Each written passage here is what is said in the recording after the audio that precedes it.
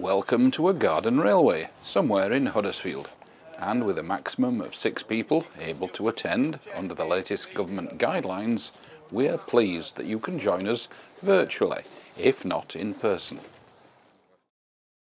Already a healthy stack of boxes has arrived, but before we can turn a wheel, there's the usual routine track inspection to do.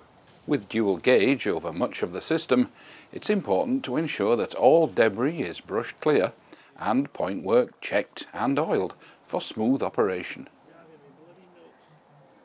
Jeff's here with a good selection of what looks like American 45mm gauge stock. So let's hear his plan. Jeff, what's the challenge today? Well, first one is to try and see whether this track power loco that I bought second hand actually works, because only then will I know whether it's worth taking the guts out to convert it to battery. Excellent. That's the long-term objective. That's right. I've brought my steamer, which I'm going to reduce to 32mm, and I've brought a pile of stock that I've replaced with 32mm wheels. Superb. And that's my kit for visiting. So something should work. Well, yes, and as a final long stop, I've got a 45mm battery powered job as well. What could possibly go wrong? Absolutely, one of everything. We'll see. Yes, the wheels could fall off, I suppose. The first casualty of the day is the oil can, which seems to have lost its handle. What's Graham's problem? Trying to get his oil can to work. Oh, we've all got that problem, haven't we? It's not high tech. With a circuit of gauge 3 track available, Bruce has brought his track-powered loco and stock to run. And with brush in hand, he's making sure that nothing can stand in his way. With the oil can still misbehaving, it's lucky that Jeff has brought a backup. So we can be pretty confident that everything is going to run like the proverbial well-oiled machine. The newly acquired loco is carefully placed on the track, and thoughts turn to couplings and their compatibility. Evidently, with several types of coupling on the stock, everything has to be placed in a particular order. I ran out of little screws to put my favourite couplers on. So what did you have to do? I've left some of the old couplers on. And then I realised, because of what I'd stopped at with a wagon half done, that I'd actually got a converter wagon from LGB to Acucraft choppers. So it's critical the order you're putting these on in. Absolutely. Sideways, probably not. And is there a front and a back? Eh? Is there a front and a back of the train? Now you're looking for... Because I mean, you can get them all in the right order, but the one at the front should be at the back. But don't let me, Can't I go both way round? Either way round? Oh, we better ask Graham about that. I know. It's taking a little time to marshal together the first train of the day.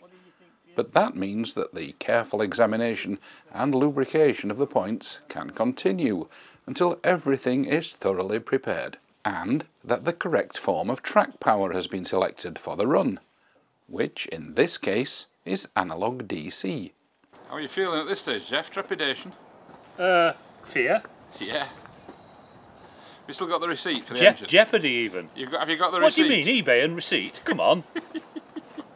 Meanwhile, over on the gauge 3 circuit, more boxes are making an appearance. All we need now is for the promised bright sunshine to arrive.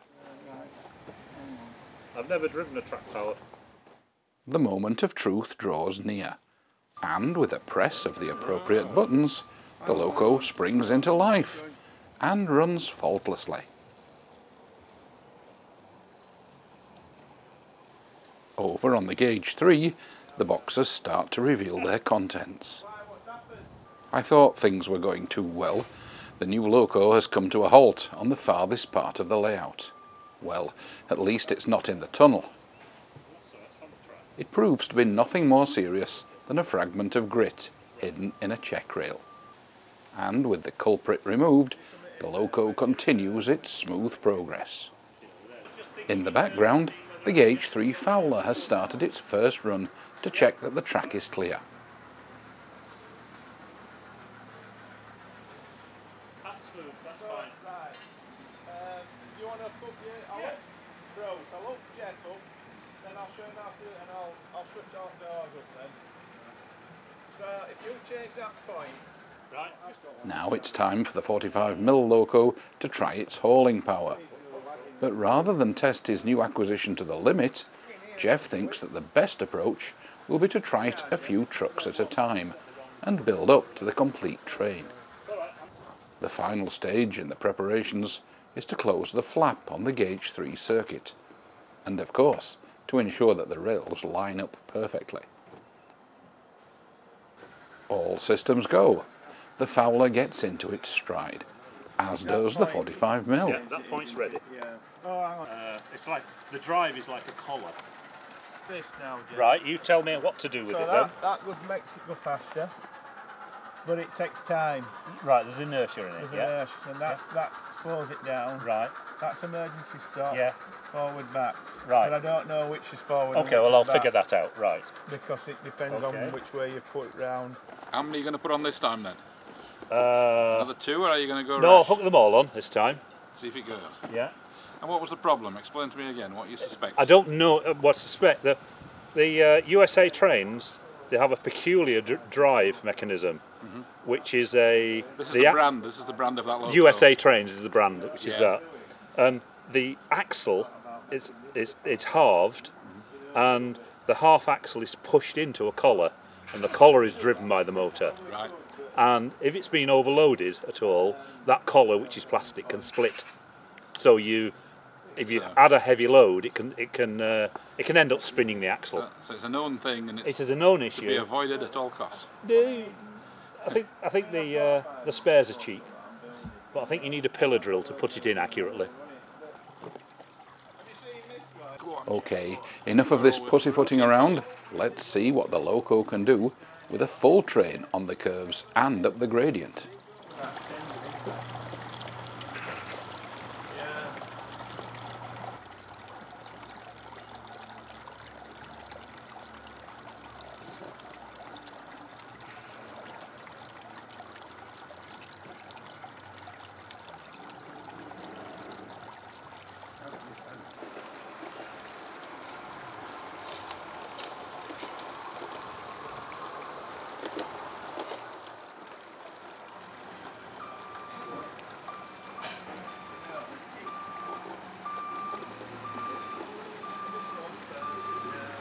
It was all going so well, but one item of rolling stock has jumped the points, and the Rail Accident Investigation Branch has arrived on the scene to gather evidence and apportion blame. With fine tolerances to adhere to and untried stock, it's often an axle with maladjusted back-to-back wheel dimensions that can cause a calamity. So the Inquisition gets underway. No such problems on the gauge 3 circuit, and it's time for the Fowler to earn its keep. And doesn't it look good?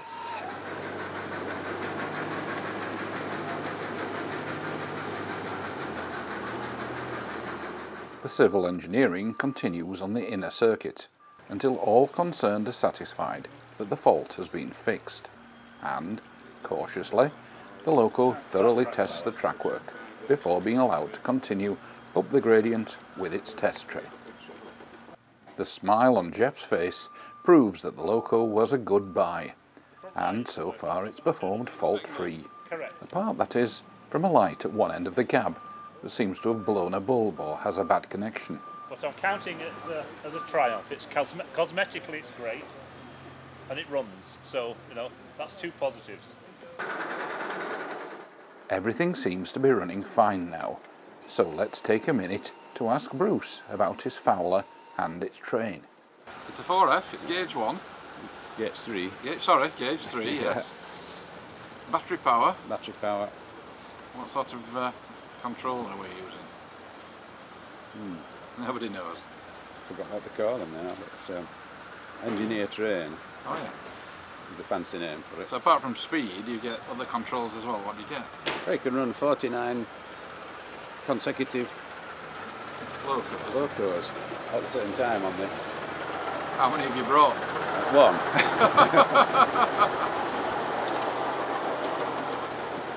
And the sounds, the whistle, everything else, that's there on the controller, is it? Yeah. Superb. Yeah. That's about it. slightly annoying is that when I got it, it had a smoke thing in the chimney. Yeah. And after a few weeks it packed up. Right. And I haven't been able to repair it. Because to get it out again, it means disassembling the whole thing, so I've just left it. So you bought it second hand? Has it been kit built or was it? Yeah, it was YGRS kit, Oh yeah. but they built it. It wasn't somebody else. They Yeah, built yeah. it as a. So it's a nice job. Yeah. It looks very well. I thought so. I think we'd get spot on for what, you know. Only model things that I can remember. Generally. Right, you mean on the prototype? When Yeah. When you used to be a train spotter. Yes. Like we all were. That's right. I think it's time for a cup of tea, Roy. Yeah. Do you think you deserve a cup of tea? I do. Because you've had tremendous success, have you? Well, it's moving, and one light is working, so it can't be bad. Tremendous. All that, and it only cost you £5 on eBay. Well, several fivers. In fact, quite a lot of fivers. But it's cheaper. It was cheaper than. It was actually not bad value. Paid them every week. Paid them every week, did you? Hey, you can get, I believe. You can. Yeah, that was news to me a week or two back.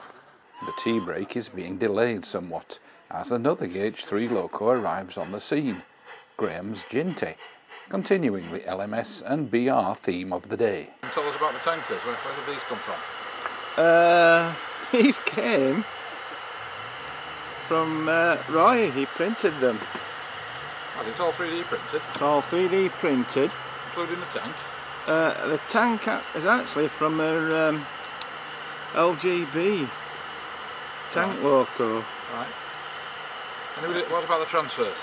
And transfers were done by Roy as well, and designed and done by Roy. It's a shame he can't be here today, isn't it? It would have been interesting to talk to him about that. Trouble is, Roy's behind the camera, so Never mind. Hello, everyone. so we had to build them. So there were a couple of little added details to it, but yeah, I'm happy with them. And they've gone into the Gauge 3 magazine. And whose wheels were on it? It's latest you got on. I can't remember. No, they're Mike Williams All right. Gauge 3s.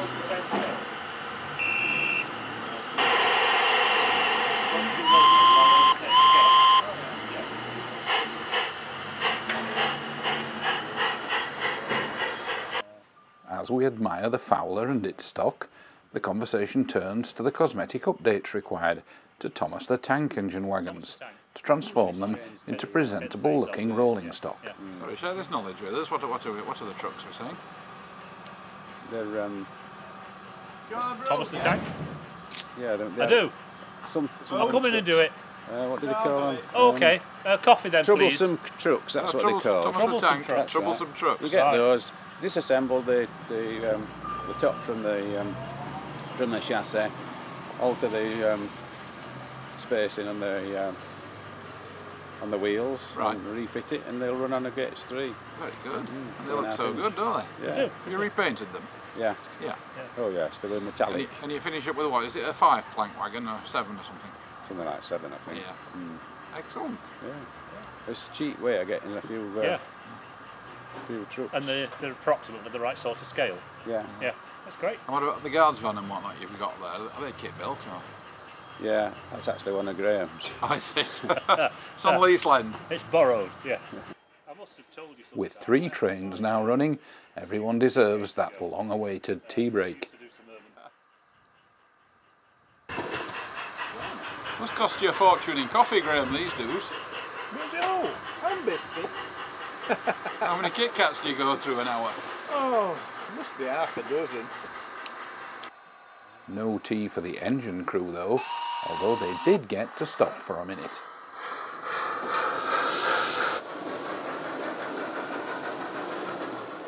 And now the work really starts as Graham brings out his coal-fired DJB kit-built saddle tank. Just don't put it on track wherever The you loco is carefully positioned on the unpowered 32mm outer circuit. With uninsulated wheels and axles, the loco could cause serious electrical issues if placed on the rails of a track-powered circuit. still there. They've preserved it now. Everything is running faultlessly, and the tea keeps coming. What better way to spend a day than running trains? And now you know, and it's absolutely heaving, isn't it?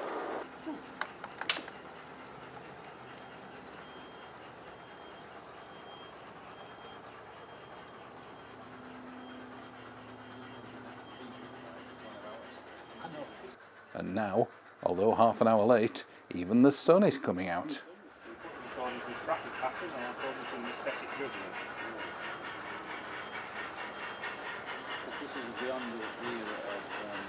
Okay, the time has come to try the coal firing. And it's a brave man who does this with any audience, let alone a video camera over his shoulder. What have you done so far then, Graham? What's in there? This is charcoal and paraffin. You filled the oil there, the steam oil reservoir or anything? I have, yeah, all that's done. Water, you got water in? I've got water in saddle tank. Water in boiler. So once you've got, how many shovelfuls of charcoal needed to go in? Quite a lot, really. How do you know when there's enough? When you can't get in the morning. Really? Coal firing a small loco in 16mm scale is definitely not for the faint-hearted, especially on a windy day. And guess what? It's just turned a bit breezy. Too small, I think. It's a little too big, rather your charcoal, or is You it need a shovel? stick to push it off the end. I think it's just trapping it down. Surface tension, holding it to the shovel. A 24-volt electric fan draws air through the ash pan and the fire to encourage the flames to take hold. So now, it's just a case of applying a match. If I can get it lit.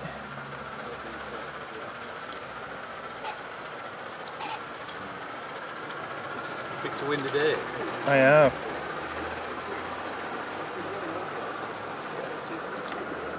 Is that the proverbial oily rag?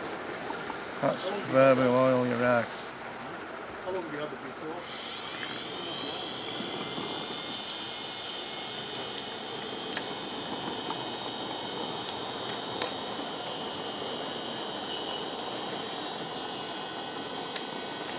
What have you got, a 12-volt blower, is that? 24 this. 24? Yeah. It's a cooling fan out of a Lancaster bomber, that, for, for some sort of electronics that were in Lancaster bomber, or electrical stuff. I can't remember what it was. And we're looking at a kit-built DJB, aren't we? Yeah. Roundhouse chassis? No,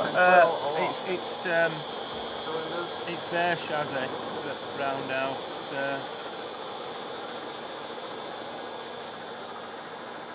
Roundhouse cylinders in motion. I don't know why I've got a leak there. It's coming out the top. The smoke coming from the blower confirms that the charcoal is well alight. Things are looking good.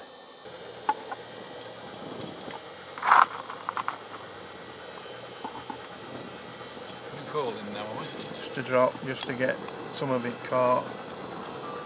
It's got some pressure already. Oh, it doesn't have to get hot with charcoal, but it soon goes once you get coal on. Well, the pressure will drop. It will drop, yeah. You've got to get it all warm. You think, oh, I've got pressure up now, I'll go, and it's not. With pressure aplenty, the steam blower can be used, and the electric fan, now made redundant, can be removed. It's a delicate balancing act to have enough heat in the fire to maintain enough pressure for the blower to do its job. If it can't, it's a fast spiral down to failure, and that's an all too easy road to take. Steam pressure has dropped and the blower can't do its job properly, so the decision is made to put the electric fan back over the chimney. The fire seems to be coming round again, so it's time to risk a little more coal. The smoke confirms that the fire has certainly not gone out. The increasing wind isn't helping things. As it blows down the chimney, the backdraft creates a spectacular show of flames from the ash pan. Okay, this might be it. Pressure is up and the electric fan removed. Everyone's wondering, will she run? Unfortunately, not right now. It's time to start again with a good hot bed of charcoal and then try to build the fire up with coal once more. The signs are good. Will she perform for us this time around? Keep your fingers crossed.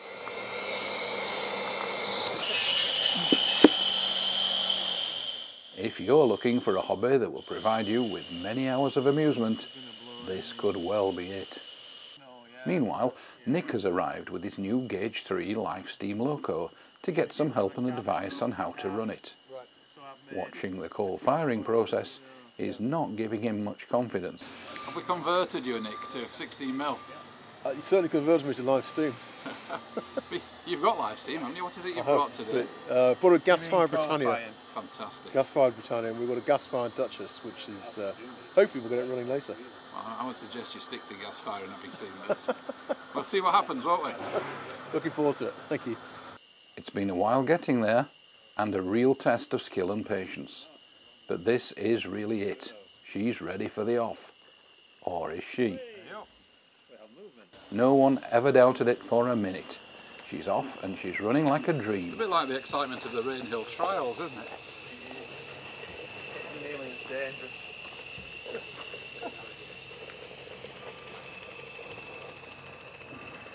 Graham gets a well-earned sit down, but not for long. Pressure is falling and the loco needs more attention. Meanwhile, some very expensive looking cardboard boxes are appearing. The first item out of the box sets the scene.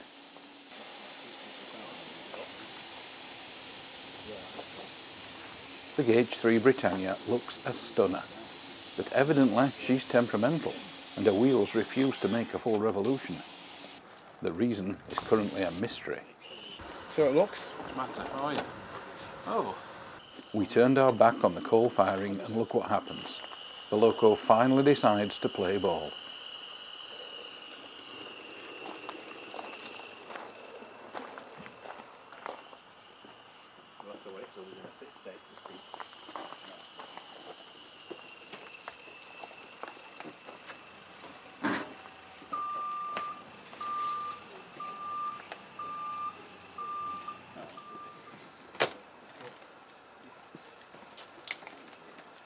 Never been out of the box.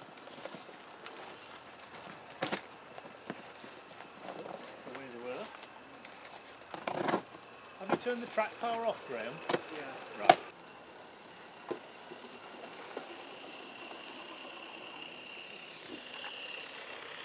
Yes, yeah. It's a lot of it's finished just due to the scale. It's so tiny. Yeah. Yeah. Yeah. Yeah. There's no. So there's no margin for error. So what about progress with the Britannia? Tells me this loco is not. I have to tell you, I do know exactly what the situation is with the loco, but it would take several hours to explain it, and then I'd have to shoot you. So, as in best Blue Peter fashion, here's one I made earlier, as they say. Nick is not just the lucky owner of the Britannia, he has a Duchess too, and this loco has already proved to be an excellent runner. That's what you need, dedication. Dedication. Every That's day. what you need. Get up at 7:30 before breakfast, run a steamer. Hugh Roy Castle. There's no water going on. That's pressure gauge. We're looking at water gauge. It was at this stage that my filming finger was getting tired, so I decided to take a break and run my Sierra Leone loco for a while.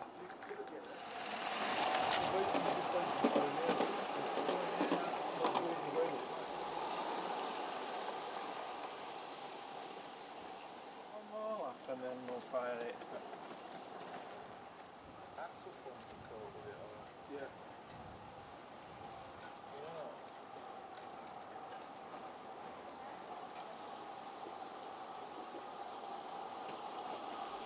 Over at Project Duchess, it's time to get some water in the boiler. And if the hand pump isn't cutting the mustard, a few circuits of push-along assistance will allow the axle pump to do the job. Steaming the Duchess may take a little while, but it's turned into a lovely afternoon, and what better way to spend it than watching some 32 and 45mm action.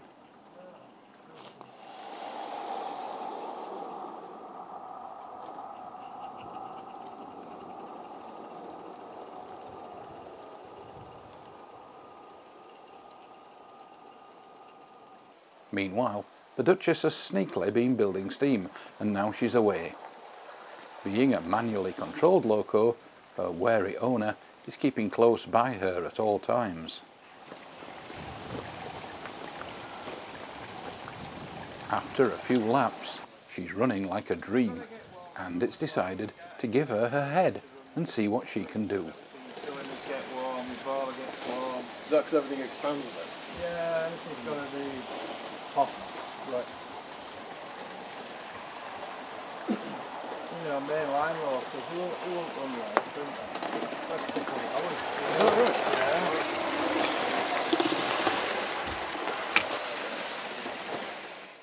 Yeah. It's been a great day, thoroughly enjoyable for everyone, apart from Graham, who's worked his fingers to the bone and now needs a few days to recover, preferably somewhere warm and by the seaside. So, where shall we meet next? Any suggestions? Nick? Yes. How do you feel about that? She's running. Fantastic. Thank you, Rodney. And with that, back to the studio. Yeah, it's a good night from me and it's a good night from him. Wonderful. Oh, brilliant. Magnifique.